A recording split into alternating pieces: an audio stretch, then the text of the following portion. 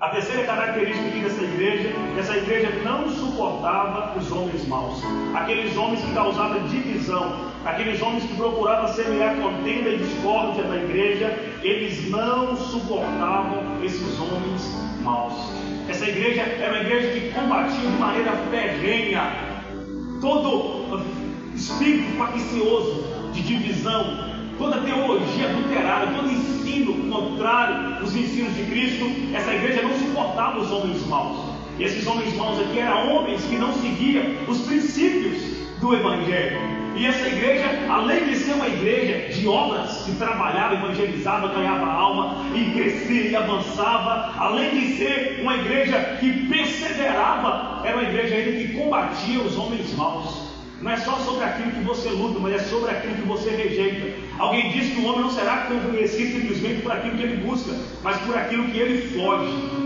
Ele está falando: olha, vocês fogem dos homens maus, vocês rejeitam os ensinos daqueles que tentam deturpar o Evangelho e a mensagem genuína do Senhor. A igreja de Éfeso, irmãos, pensa numa igreja que tem qualidades assim exuberantes, qualidades assim que, meu Pai do céu, que marcam a igreja de uma forma tremenda e poderosa. A igreja de Éfeso não podia suportar. O apóstolo Paulo, escrevendo a Tito, ele falou o seguinte: para afastar, Tito 3,10, ele diz: para afastar dos hereges, ou seja, aqueles que introduzem seitas, aqueles que introduzem pensamentos que não compactuam com os princípios da palavra do Senhor. O apóstolo Paulo, escrevendo os Romanos, no capítulo 16, versículo 17 e 18, o mesmo apóstolo Paulo ensinou que tem que rejeitar, que tem que fugir, que tem que afastar. Cristão, irmãos, tem que entender e ter esse discernimento, apegar o que é bom e afastar o que é mal.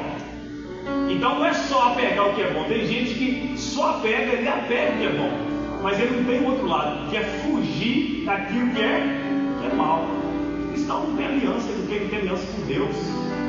O cristão não compactua, não senta na roda dos escarnecedores. Do Salmo 1, feita a leitura. Então não é sobre só aquilo que você apega, é sobre aquilo que você foge. Não é sobre aquilo que você busca, é sobre aquilo que você rejeita. Porque tem muita gente que está buscando, que está pegando, mas está esquecendo que tem o outro lado da rejeição, do afastar. E a Bíblia fala que ele tem que fugir da aparência do mal. E a igreja de Éfeso tinha essa característica: não suportava os homens maus. Não suportava os homens maus. É bastante interessante a gente perceber que essa igreja tem essa característica maravilhosa, que não pode suportar os homens maus. Olha o que diz aí no final: que pusesse à prova os que dizem ser apóstolos e não são, e tu os achastes mentirosos. Meus irmãos, a igreja de Éfeso colocava à prova os falsos mestres. Pensa numa igreja ortodoxa, pensa numa igreja refinada teologicamente, que conhecia a Bíblia. Se o pastor falasse um versículo lá que não estava na Bíblia, crentes bereanos que são de Belém, né? Bem aguçado, bem atento à palavra do Senhor, colocava a prova. Não, isso é de Deus, não, isso aqui não está. Um povo zeloso pela palavra, um povo extremamente ortodoxo, cuidadoso pela doutrina do Evangelho do Senhor Jesus, colocava a prova. A igreja se destacava pela sua pureza na doutrina. A igreja de Éfeso era uma igreja que era pura na doutrina. Chegava na igreja de Éfeso e não achava misticismo, por mais que o ambiente que ela estava era um ambiente místico, de misticismo, porque na cidade de Éfeso existia um templo conhecido como o templo da deusa Diana, ou para os gregos a deusa Artemis. E dentro daquele contexto ali, Atos capítulo 19, versículo 35, vai dizer para nós essa realidade. Então, dentro daquele contexto, aquele povo tinha muito misticismo, mas mesmo inserido no contexto de misticismo, essa igreja conseguia ser pura. Mesmo inserido num contexto tão complicado, essa igreja conseguia se manter pura. Irmãos, e a santidade, ser puro, não significa isolar, significa estar no meio, mas não se contaminar. Nós vivemos no mundo, mas nós podemos não nos contaminar com o mundo. Amém? Você está no mundo contaminado, no mundo depravado, mas eu posso viver no mundo sem me contaminar com as coisas do mundo. Como eu queria ser arrebatado e não fazer parte de um mundo depravado, tomado de pecado, de miserabilidade, mas não tem como, nós estamos no mundo. A Bíblia diz que o mundo jaz no maligno, mas assim como Daniel, seus amigos foram para a Babilônia, entraram na Babilônia, mas a Babilônia não entraram neles. E nós precisamos entender isso, irmãos. A gente pode estar em qualquer lugar, podemos estar em qualquer ambiente, mas nós não somos influenciados pelo ambiente, é nós que influenciamos o ambiente, amém? O ambiente não influencia você, você que influencia o ambiente. Isso aconteceu com Daniel na Babilônia, com esse cara. Vou tocar a buzina aqui, todo mundo vai dobrar. Tem uns jovens aí que não sei não. Vai dobrar ou não vai? Sobre esse negócio não quer nem conversa. Crente nem conversa sobre negociar princípios.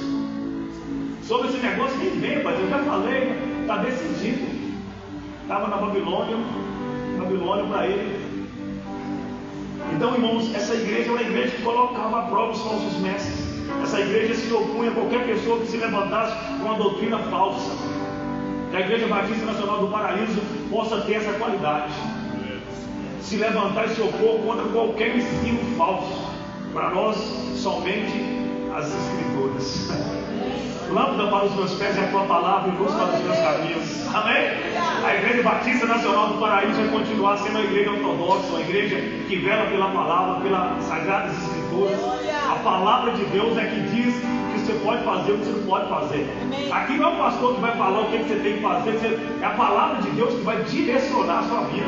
Amém? O pastor vai usar as sagradas Escrituras e ela é a palavra de Deus, é a nossa bússola. E a igreja, meus irmãos de Éfeso, ela tinha essa percepção. A palavra de Deus é que norteava, é que direcionava essa igreja. Igreja com características maravilhosas. Aqui na característica dessa igreja, no verso de número 6, fala o seguinte: perdão, os mentirosos das 13 sofrem pelo meu nome, que tendes paciência e que trabalhaste pelo meu nome e que não te cansastes. Pensa com a igreja, como a igreja não cansa? Eu fiquei lá de Diácono Marcos pensando no que o texto está dizendo, que aquela igreja trabalhava pelo nome do Senhor, aquela igreja não cansava. Aquela igreja não cansava. Uma igreja que trabalha para o Senhor tem renovo de Deus todos os dias para aquela igreja continuar trabalhando. Amém?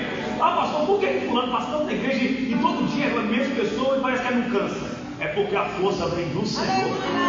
É o Senhor quem dá força àqueles que trabalham, àqueles que exercem a obra do Senhor. E o texto está dizendo que aquela igreja não se cansava de trabalhar pelo nome do Senhor.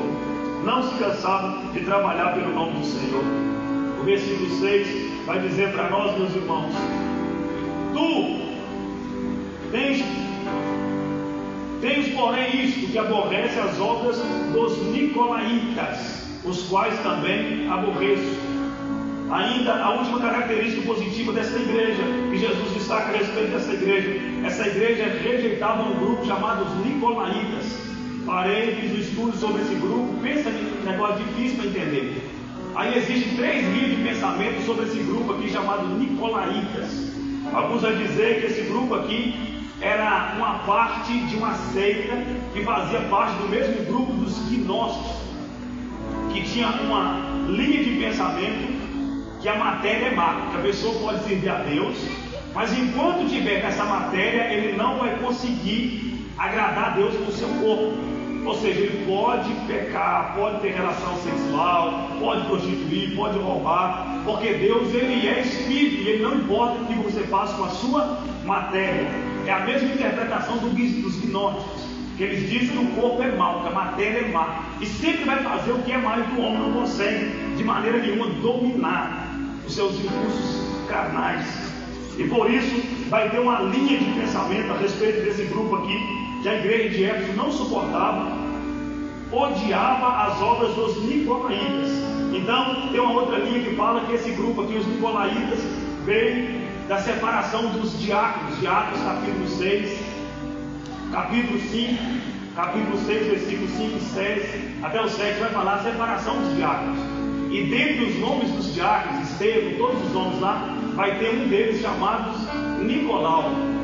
Aí uma linha de teologia vai falar que os nicolaístas surgiram desse diácono que se desviou, assim como Judas, se desviou, e esse diácono se desviou E esse diácono se tornou tão pervertido ao ponto de pegar a sua esposa e oferecer para os irmãos da igreja.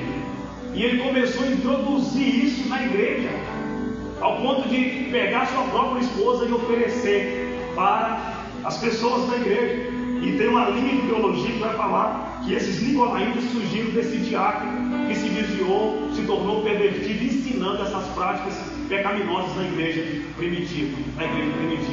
Ah, pastor, isso te assusta? Mas se você perceber, não sei se você está ligado aí nas redes sociais, hoje existe um tal de relacionamento aberto, que o marido quer ver a esposa dele com outro homem. Te assusta, sim ou não? Mas é uma realidade. Eu estou estudando, falei, gente, que tem instante de loucura. Mas hoje a gente entra na rede social e tem esse caso, né? Do marido falando que tem prazer de ver a esposa dele com outro cara. Isso é do demônio. Está repreendido em nome de Jesus. Então não se tem uma ideia unânime sobre esse grupo aqui, os nicolaítas. Alguns vão dizer que esse nome do original significa aquele que come. Nicolau, do original, na tradução, vai significar aquele que come. E outra linha de raciocínio vai falar que esse grupo era um grupo também que tratava o corpo como matéria.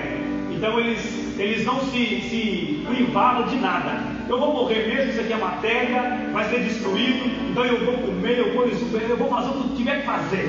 Né? Então tem uma outra linha também que crê que esses nicolaítas aí desse grupo também. Ou seja, não tem uma ideia unânime sobre quem é esse grupo aqui, chamados nicolaítas, que a Bíblia vai dizer que a igreja de Éfeso reprovava esse povo, resistia de forma ferrenha esse povo. Então é bastante interessante a gente perceber, meus irmãos, aqui os pontos positivos dessa igreja. Mas, como nem tudo é flores, agora vai chegar o ponto em que Jesus vai destacar o ponto negativo dessa igreja. Não existe igreja perfeita.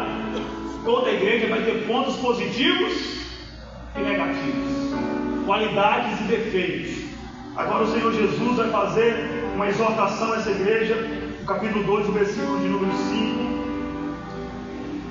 O versículo de número 4 vai dizer: tenho, porém, contra ti que deixaste o teu primeiro amor. Aí, irmãos, a cabeça da gente dá um nó. Como que uma igreja pode ser tão zelosa? Como que uma igreja pode ser tão ortodoxa? Defesa da palavra. Uma igreja que tem tantas características positivas, mas ser uma igreja que abandonou aquilo que a Bíblia chama de mais importante, segundo 1 Coríntios capítulo 13. Ainda que se eu falar ainda dos homens e dos anjos, se eu não tiver amor, nada com a gente. Então quer dizer que tudo que essa igreja aqui tem de qualidade, uma falta que ela tem, anula todas. Pode ser ortodoxa, pode ter obra, pode ter, mas se ela não tem o que é o principal, tem porém contra ti, que tu abandonaste o teu primeiro amor. Meu Deus do céu, é como se Jesus fosse dar uma cruzada de direito daquela igreja, foi colocar ele em cima: oh, tu é isso, tu trabalha, tu é isso, tu é perseverante, tu é aquilo, e no finalzinho, toma, mas tu é como se ele desse um de cruzada no holocausto naquela igreja. Mas tenho, porém, contra ti. Fato é, todos nós como igreja, Jesus tem um porém contra nós. Sim ou não? Ele fala que você é isso, você é aquilo outro, você tem essas qualidades, mas para você, para mim, Jesus está dizendo para nós nessa noite: tenho, porém, contra ti. Na minha vida é uma coisa, na sua vida é outra coisa. Cada um de nós, mas fato é, o Senhor Jesus olha para nós e cada um de nós tem um porém. Tem um porém contra ti. Talvez para você, o Senhor está dizendo: tem porém contra ti, que tu ainda não perdoaste aquele que te feriu. Tem porém contra ti. Então o Senhor agora fala para aquela igreja: tenho porém contra ti, que tu abandonaste o teu primeiro amor. E o que significa abandonar o primeiro amor? Abandonar o primeiro amor significa a diminuição da devoção pessoal a Cristo. A diminuição da devoção pessoal a Cristo. Alguém pode fazer a obra de Deus sem Deus. Melhor do que servir a Deus, fazer a obra de Deus, Melhor do que estar envolvido na obra de Deus é envolver com o Deus da obra. E tem muita gente envolvida na obra de Deus, sem ter um envolvimento com o Deus da obra. Isso, misericórdia. Fala comigo, misericórdia. Fala mais forte, misericórdia. Envolvido com a obra de Deus, sem estar envolvido com o Deus da obra. Se isso for uma verdade na sua vida, meu Deus, se isso for uma verdade na minha vida, quantos pastores se tornou pastores por dinheiro? Quantos pastores se tornou pastores por dinheiro? Não é sobre porque ele ama. Eu amo pastorear, eu amo cuidar de gente, eu amo servir o Senhor. Não é um amor, mas ele está aqui por causa do dinheiro. Tem pastores assim, sim ou não, gente? Quantas pessoas estão fazendo a obra de Deus, mas não é por amor. E o próprio Senhor está dizendo: eu tenho porém contra ti, que tu abandonaste o teu primeiro amor. A diminuição da devoção pessoal, não ora mais, não medita mais, não congrega mais, não santifica mais, não busca o Senhor como no início. Agora eu gostaria de compartilhar com você e pensar aqui comigo. Cada um tem uma experiência com Deus. Eu tenho trauma de pessoas que querem colocar todo mundo no mesmo padrão. Intimidade pessoal com Deus, cada um tem a sua, sim ou não? Tem coisa que eu sei Deus, filha, não tem conversa. Na minha conversão, na minha experiência de conversão, que retrata o primeiro amor, eu caçava aonde tinha uma pessoa endemoniada para mim. O cara, quando está no primeiro amor, ele não tem medo do diabo, ele quer rasgar o diabo. Se parecer o diabo, ele pega e rasga o diabo de dente, sim ou não? O cara, é a minha realidade. Eu converti numa época na igreja do Joninho, converti um monte de pastor João até me ligou hoje à tarde, falando que estava orando por mim. Uma igreja de muito contexto de oração, de consagração, de busca. Infelizmente isso acabou. Mas naquele contexto da minha conversão, eu me lembro que trabalhava em Governador Valadares, depois mudei para Governador Valadares, trabalhava no Martim Minas em Governador Valadares, morava no bairro Santa Rita, que é o primeiro bairro de Governador Valadares, indo de Ipatinga para Valadares, e saía do Martim Minas 10 da noite, descarregando caminhão, chegava lá no Santa Rita, pegava uma bicicletinha que eu tinha e ia lá para o Morro do Santo Agostinho para orar no monte com o pastor João. Andava aproximadamente uns 15 quilômetros de bicicleta, e a bicicleta ainda soltava a corrente. Um dia eu joguei a bicicleta no mar e fui a pé. Quando eu voltei, a bicicleta estava no mesmo lugar, porque a bicicleta é tão ruim que nem para roubar o povo. Mas irmãos, eu não conseguia sair do serviço, mesmo cansado, mas eu não conseguia imaginar que o povo estava lá no monte orando e eu estava. Tinha um desejo ferrenho. O primeiro amor, irmãos, quando alguém perde ele, é aquela pessoa que compra um carro automático. A vida espiritual dele ele coloca no drive. Quando a igreja, volta à igreja, vira mecânico. O coração dele não queima mais. O coração dele não tem aquele fogo. E eu lembro que eu esperava dar o dia de quarta-feira. O culto lá é quarta-feira. E lá tinha, João Marcos, as campanhas da quarta-feira. A igreja batista, mas era meio esquentado lá. As campanhas da quarta-feira. E eu saí do domingo, já estava doido para dar na quarta-feira para vir para o culto. E era uma coisa de louco. O primeiro amor, irmãos, é marcado por uma busca e uma entrega intensa. Cheguei lá e falei: pastor João, o que eu faço para ser crente? Pensa no neguinho inchado, as duas orelhas furadas, um brinco aqui, tatuagem aqui, negócio amarrado no pé, cabelinho na régua, calça caída. Falei para o pastor João: o que eu faço para ser crente, pastor João? Para seguir o Senhor. O pastor João falou: a partir desses brincos, todos esses pintos, tudo, vou te arrumar uma casa, uma rua social, e você vem para a igreja. Falei: pastor João, amém, pastor João. Fui embora, tirei tudo, arranquei tudo. No outro dia eu estava lá no culto, fui caminho social. Porque dentro de mim, irmãos, queimava e queima ainda um fogo. Uma paixão por Deus. Irmãos, e o dia que a gente perder isso, a gente vai vir na igreja porque virou a rotina. Hoje é domingo, né, gente? É dia de vir na igreja, a gente levantar. Os cultos virou missa. As nossas reuniões ficou mecânica. As coisas já não é mais porque o fogo queima, o fogo cerrado no nosso peito que queima pelo Senhor. E o mesmo texto que vai dizer em Romanos 12, versículo 11, a parte A fala: ser zelosos na obra, no serviço. Aí a parte B fala assim: mas sedes fervorosos no Espírito. O zelo pela palavra não pode apagar o fogo do Espírito. A teologia, irmãos, pura, ela se aproxima de Deus. A teologia pura, ela te inflama um fogo dentro do seu coração, e você fica tão atraído por Deus, tão atraído por Deus, tão atraído por Deus, que você vai ficar como John Wesley. John Wesley, o que acontece que você consegue, perdão, irmãos, atrair multidões? Aí John Wesley fala: eu me incendeio e deixo as pessoas me verem queimar. O segredo, irmãos, é que a igreja hoje tem muita informação, muita teologia, muito material bacana, mas a igreja perdeu o fogo do Espírito.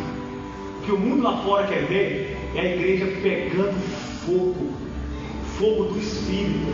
Infelizmente o pessoal tem uma conotação que as igrejas que pegam fogo, as igrejas do fogo, é igrejas bagunçadas, é igrejas que não têm organização. Não é isso, irmãos. O fogo do Espírito, irmãos, é que nos purifica, é que transforma, é que molda o nosso coração de dentro para fora. Irmãos, nós não podemos de maneira nenhuma deixar, irmãos, o fogo do Espírito apagar em nós. A igreja de Éfeso era uma igreja zelosa, era uma igreja extremamente fiel.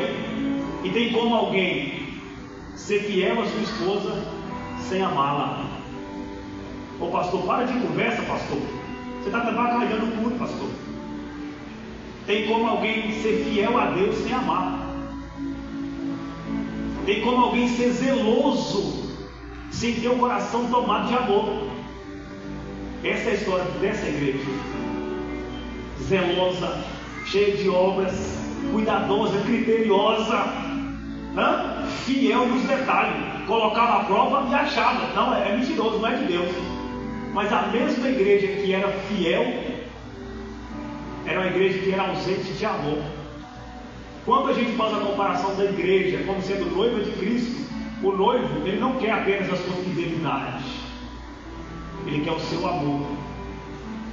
Ele não quer apenas que você seja fiel a ele, ele quer que você o ame, que você o deseje. Ele quer que você o busque, que você diga que ele é o único amado e desejado da sua vida, da sua alma, que ele senta no primeiro lugar do seu coração, Irmãos, nós precisamos de entender, nós precisamos de buscar esse discernimento, que às vezes nós estamos sendo zelosos, mas estamos perdendo, meus irmãos, o que a Bíblia diz que nós temos de mais importante na nossa vida, que é o amor. Porque a Bíblia diz que sem o amor nada seremos. Quando abandonamos o primeiro amor, é quando substituímos o amor pelo trabalho. Deus não quer só o seu trabalho. Ô pastor, mas eu faço tanta coisa na igreja. É melhor que você faça menos, mas tudo que você fizer, você faça com uma proporção de amor naquilo. Não é sobre a quantidade que você faz, mas é o tanto de amor que você coloca no que você faz. Porque se você faz qualquer coisa, se não tiver amor, para Deus não vale nada. O pastor pode receber, a igreja pode receber na terra, porque ficou perfeito, o som ficou bom, os instrumentos, a pregação até foi bacana, mas se não tiver amor, para Deus não tem valia nenhuma. E hoje, irmãos, o Senhor nos convida. Ele fala que aquela igreja perdeu o amor. Quando abandonamos o primeiro amor, irmãos, é quando de fato nós substituímos e nós temos luz na mente, mas perdemos o fogo no coração. E o pastor Hernandes de Lopes, ele disse que a igreja tem que ter luz na mente, que é o entendimento das escrituras, mas a igreja tem que ter fogo no coração. A igreja tem que ter graça de Deus, favor, unção de Deus, e a gente não pode perder isso. Quando a palavra é pregada, nosso coração tem que queimar. Quando falar o nome de Jesus, a nossa alma tem que estremecer. Quando você ouvir o nome de Jesus no seu coração por dentro, tem que, meu Deus, que nome é esse? Você não pode perder essa sensibilidade de amor, Jesus traz uma exortação dura e severa para aquela igreja. Nós abandonamos o primeiro amor quando nós nos tornamos tão criteriosos em examinar os erros dos outros e perdemos a capacidade de avaliar nossa própria frieza. Você abandona o primeiro amor quando você se torna criterioso para julgar os outros, mas não tem critério para examinar sua própria frieza. Tem gente que para apontar o dedo para os outros, você pode dar um diploma para ele, é mestre. Pescurso em examinação de pessoas. A fulano é assim, fulano é assim. E você? Como você é? A igreja de Éfeso examinava os falsos mestres, os falsos apóstolos, sabia de tudo, conhecia tudo, mas ela não sabia sobre ela mesma. E a pior coisa é quando você conhece todo mundo, mas você não sabe sobre você. E não é sobre os outros, porque a Bíblia diz em Romanos que cada um vai prestar conta de. Então não preocupe com o cisco no olho do outro, não. Olha essa trava no seu olho. Oh meu Deus, ai de mim, porque eu vou perecer. Tem misericórdia. Oh Senhor, me ajuda. Então não é sobre o que eu penso do outro, é sobre a visão que eu tenho de mim. E essa igreja avaliava os falsos profetas, conhecia tudo, mas não sabia sobre ela. O que você sabe sobre você? Se Jesus fosse escrever uma carta sobre a sua vida, qual seria o conteúdo dessa carta? Eis que a Claudimar é isso, é isso, é isso. Eis que o Valtemir, imagina o Senhor escrevendo a carta sobre nós. O que o Senhor falaria ao seu respeito nessa noite? Quais seriam as palavras de Jesus ao seu respeito? Eu não sei o que isso causa no seu coração, mas Jesus está sempre avaliando a sua igreja. Não é o pastor que avalia a igreja, é o dono da igreja que avalia a igreja. É o dono da igreja que avalia a igreja. E Jesus agora mostra o ponto fraco daquela igreja, mas Jesus nunca vai mostrar o seu ponto fraco sem te dar uma solução para resolver. Jesus agora ele fala para aquela igreja, diante desse ponto fraco, ele fala: lembra-te, pois, aonde caíste. Jesus agora dá uma receita. Lembra aonde caiu. E eu vou te dar aqui, querido. Se você é alguém que tem dificuldade de resolver questões do passado, você nunca vai conseguir avançar para o que Deus tem para você no futuro. Se tem coisas do seu passado que não foi resolvida, o Senhor está dizendo para você nessa noite: lembra aonde você caiu. Volta-te e arrepende, porque tem gente que erra lá na igreja, a outra vem para a igreja de cá sem resolver o que errou lá. Não é sobre ficar pulando o seu passado, é sobre resolver. E o Senhor está dizendo: lembra-te aonde caiu. Você consegue nessa noite? Lembra-te aonde você caiu. Lembra aonde você errou. Você vai ter que voltar lá, é lá naquele lugar. É aonde você caiu, é aonde você errou. Aí Jesus está falando: lembra-te. E tem muita coisa que Deus tem que te fazer lembrar. Tem muita coisa que você está esquecidinho demais. Deus vai te trazer a memória aqui nessa noite em nome de Jesus. Questões do seu passado que não foi resolvida, situações que talvez está aí dentro de você, o Senhor está dizendo: lembra-te aonde você caiu, porque você está preso em uma situação do passado. E Jesus está falando: lembra-te, lembra-te aonde você caíste. E ele diz: arrependa-te. Então não é só lembrar. Ah, lembrei, mas não fiz nada. Não é só lembrar. Ele está falando: lembra, arrependa-te.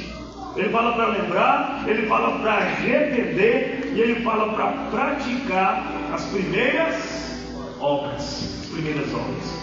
Então, meus irmãos, Jesus ele aponta a dificuldade daquela igreja. Ele mostra um caminho para aquela igreja sair daquela dificuldade. Lembra onde caiu, arrependa-te e volta-te às primeiras obras. Jesus agora dá a solução. Jesus nunca vai te apontar, nunca vai te julgar. Ele sempre vai te mostrar onde você está errando e vai te dar uma solução para você sair dessa situação. Amém? Então Jesus está dizendo para você: olha, está tudo aqui, eu já preparei. O esboço da sua vida, da sua jornada está pronto. E ele tem a solução, ele tem, aleluia, a saída para você.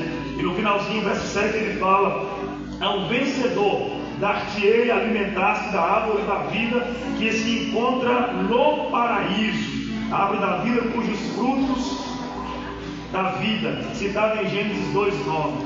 O paraíso faz menção da Nova Jerusalém, que representa a vida eterna. A promessa é para o vencedor e não para o perdedor. Como você é caracterizado nessa noite? Vencedor ou perdedor? Porque a Bíblia diz: ao vencedor eu dar-te-ei a comer da árvore da vida. Coloque-se de pé. Eu quero orar por você nessa noite. Eu não sei como você chegou aqui nesse lugar, não sei como está o seu coração, mas eu quero orar por você. Coloque a mão sobre o teu coração, feche os seus olhos. Eu quero te convidar nessa noite a arrepender. Eu quero te convidar nessa noite a voltar ao primeiro amor, a regressar num lugar que você nunca deveria ter saído, o primeiro amor, aquele amor que você queimava pelo Senhor. Quando o Senhor estava sentado no primeiro lugar do seu coração e você só desejava uma coisa: estar nos atos do Senhor, estar na presença do Senhor, agradar o Senhor. Deus, em nome de Jesus, eu quero orar pelos teus filhos, quero apresentar a tua igreja diante do Senhor. O Senhor conhece tudo ao nosso respeito, o Senhor sabe como aqui estamos, o Senhor sabe, Deus, qual que é a nossa fraqueza, qual que é o nosso ponto fraco. O Senhor sabe, Deus, como está o nosso amor nessa noite pelo Senhor, pelos nossos irmãos. Eu oro em nome de Jesus para que o Senhor comece a dar minha vida aqui nesse altar. Restaura o meu amor pelo Senhor.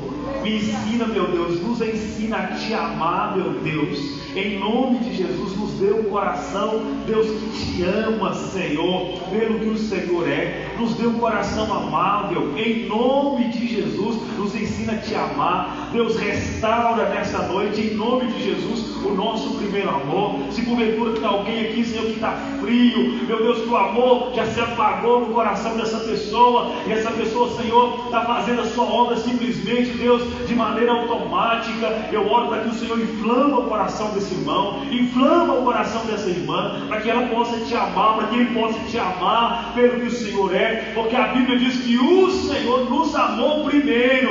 Deus, em nome de Jesus, e hoje o nosso amor é uma resposta ao amor que o Senhor, aleluia, já disponibilizou para nós na cruz. Nós te agradecemos pelo seu amor, agradecemos porque o Senhor nos ama de uma maneira incondicional, e nós pedimos que o Senhor nos ensine a te amar a cada dia mais. Nós oramos a ti agradecidos, em nome de Jesus, amém. Pode se assentar, vamos só passar alguns avisos, eu vou finalizar o culto, em nome de Jesus. Quero externar minha gratidão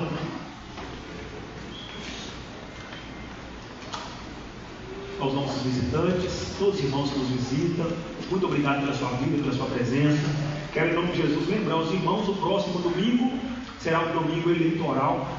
Então, no próximo domingo nós não teremos a nossa escola bíblica dominical devido à questão das eleições. Teremos apenas o culto no domingo à noite, ok? Então você que é membro da igreja está liberado para ir votar mais cedo, enfim, passar o domingo com a sua família.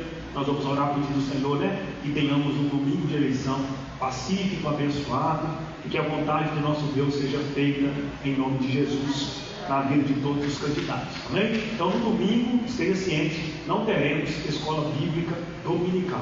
Domingo à noite, culto tradicional de louvor e de adoração ao nome do Senhor, em nome de Jesus Cristo. No sábado nós tivemos o nosso mutirão aqui na igreja, e trago informações para os irmãos a respeito do mutirão. Falar nisso, Diácono José,